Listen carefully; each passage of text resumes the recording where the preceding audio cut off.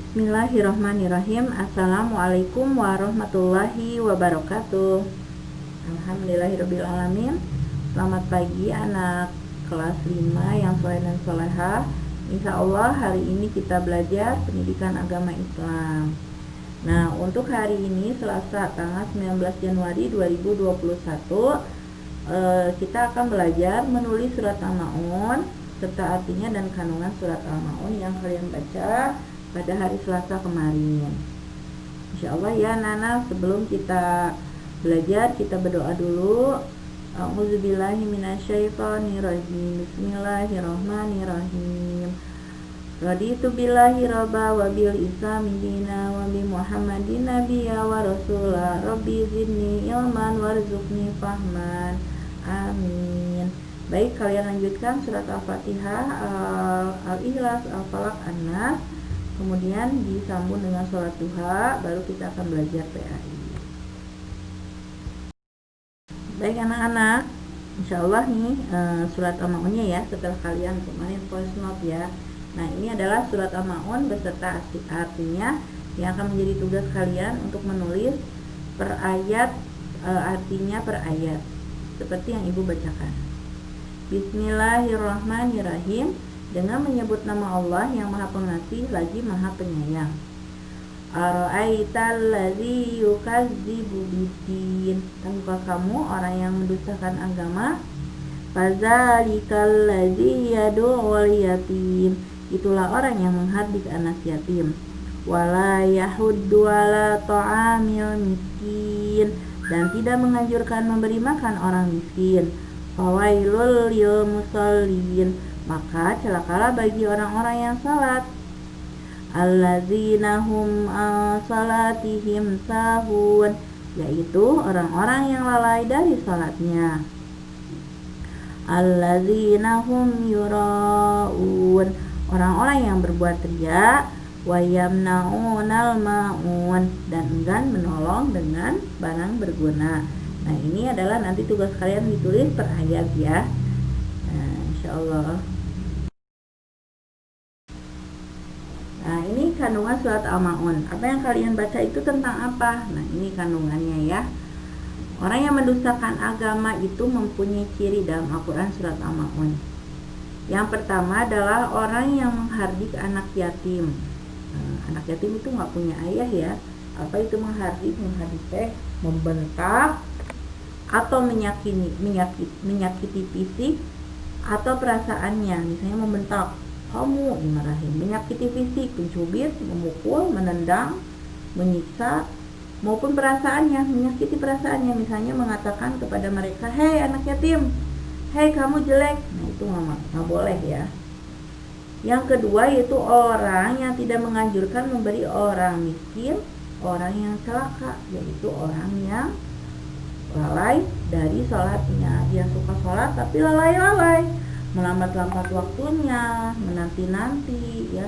Jadi dia sholat tetapi celaka. Nauzubillah ya.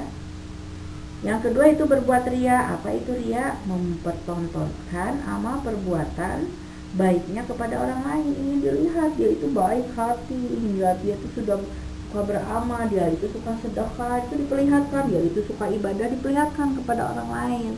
Jadi riya ini tidak mencari pahala tapi mencari ketenaran dan ingin dipuji.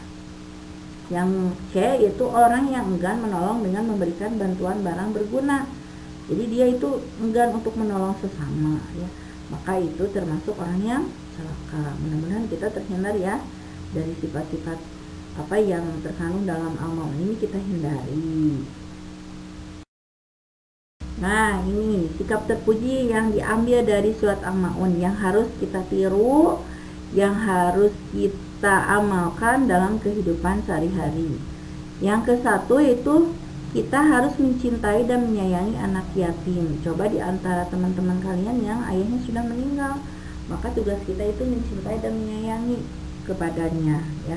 Kita harus berbagi kepada anak yatim. Rasulullah juga anak yatim ya, dan Rasulullah ini sangat suka dengan anak yatim.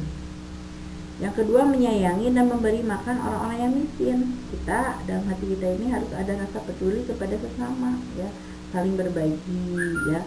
karena harta yang kita miliki ini bukan sepenuhnya milik kita, ada sebagian milik orang-orang miskin. Maka kita harus berbagi ya, mau makanan, mau pakaian. Apalagi sekarang kita ada banyak musibah di Indonesia, kita harus berbagi. Yang ketiga itu sholat ditegakkan atau dilakukan di awal waktu ya. Dia suka sholat tetapi dia celaka karena lalai.